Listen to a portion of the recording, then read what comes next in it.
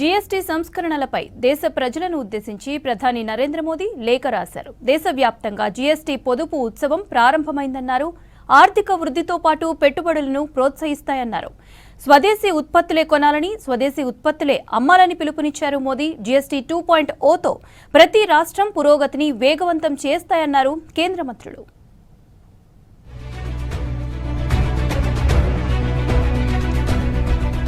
కొత్త జీఎస్టీ రేట్లు ఇవాల్టి నుంచి అమల్లోకి వచ్చాయి.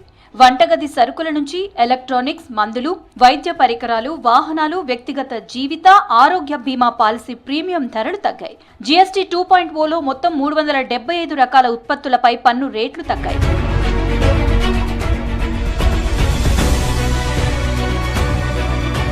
జీఎస్టీ సేవింగ్ ఫెస్టివల్ పై ప్రధాని మోదీ దేశ ప్రజలకు బహిరంగ లేఖ రాశారు. జీఎస్టీ సంస్కరణలు ప్రజల పొదుపును పెంచుతాయని, సమాజంలోని ప్రతి విభాగానికి ప్రత్యక్షంగా ప్రయోజనం చేకూరుస్తాయని తెలిపారు. జీఎస్టీ సంస్కరణలు వృద్ధి, పెట్టుబడులను పెంచుతాయని, ప్రతి రాష్ట్ర పురోగతిని వేగవంతం చేస్తాయన్నారు. ప్రజలు స్వదేశీ ఉత్పత్తులను కొనుగోలు చేయాలని, స్వదేశీ ఉత్పత్తులను అమ్మాలని పిలుపునిచ్చారు.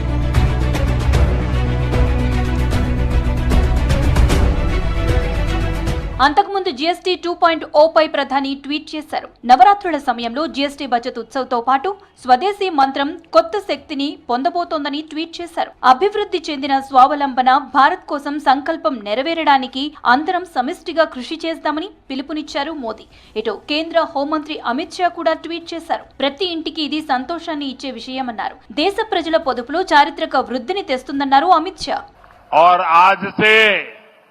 जीएसटी को भी हमने सिर्फ 2 स्लैब तक सीमित कर दिया है, 5% और 18%।